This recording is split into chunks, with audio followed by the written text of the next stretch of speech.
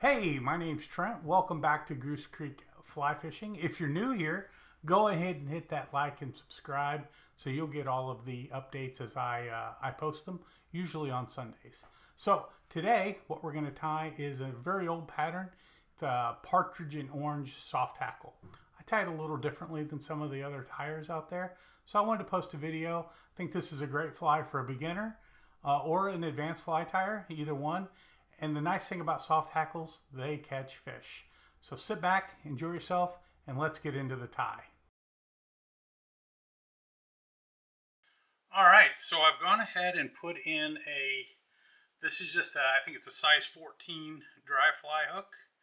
And I'm just using, because I'm doing a Partridge and Orange, this is, well, it's upside down for you, but it's just a 6/0 orange thread. So I'm going to go ahead and start my thread as normal, about a hook distance, or an eye distance rather, back onto the shank of the hook.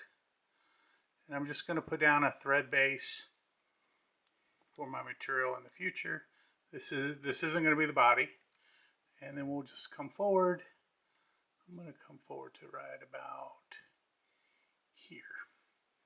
Now this is where how I tie them is a little different than a lot of other people's.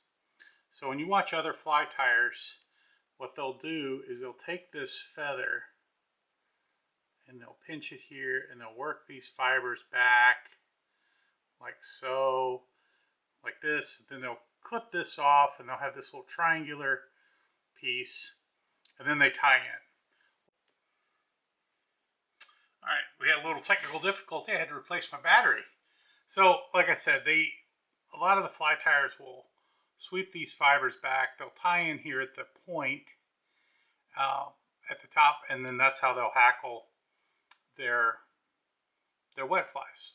I want to use these big fibers here at the back, and generally when you tie in a wet fly or a spider, you're only going to make 2 or 3 wraps with your feather, 2 or 3 hackle wraps. So if I'm only going to make 2 or 3, I'm going to end up with this shorter stuff. So this is how I do it. And what I'm going to do, because this is supposed to be a sparse fly, I strip out one whole side. Take all of the fibers off, like so. So then I end up with this. And what I'm going to do is I'll take this side, and right where I want the tie to start, I'm going to tie it in here. And then I'll just come back.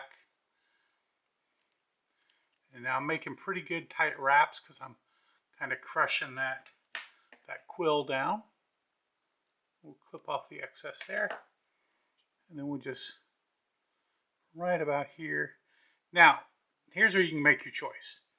If you want your body to be super thin, like I do, I'm just going to make a thread body. So I'm just going to come back, and I'm going to make good touching wraps, moving forward, coming up the body. Now, if you wanted to tie in a piece of floss and use floss, you certainly could. But I'm just going to do a thread body going forward to here. And then all soft hackles have just a little bit of a dubbing ball right at the base. And that dubbing ball is important because what it does is it puts a little bit of space in there and a little bit of spot for oxygen.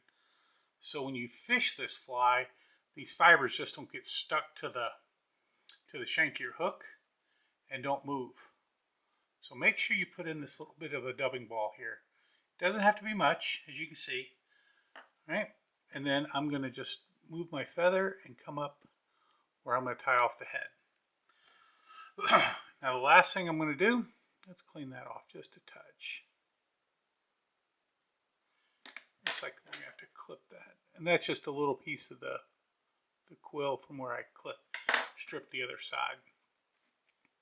So on my hackle pliers, just going to grab the tip and that quill. I'm not really worried about it too much because I don't want most of that material that's closer to to the hackle pliers. So I'm just going to come up and over once, and then twice.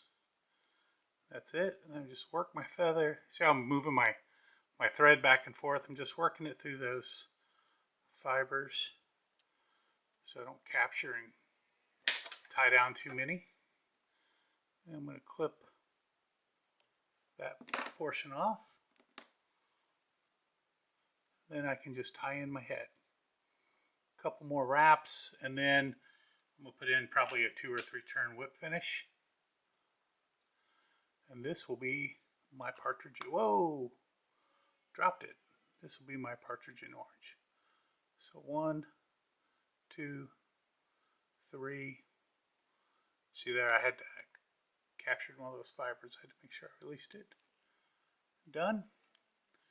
And then I'm going to go ahead and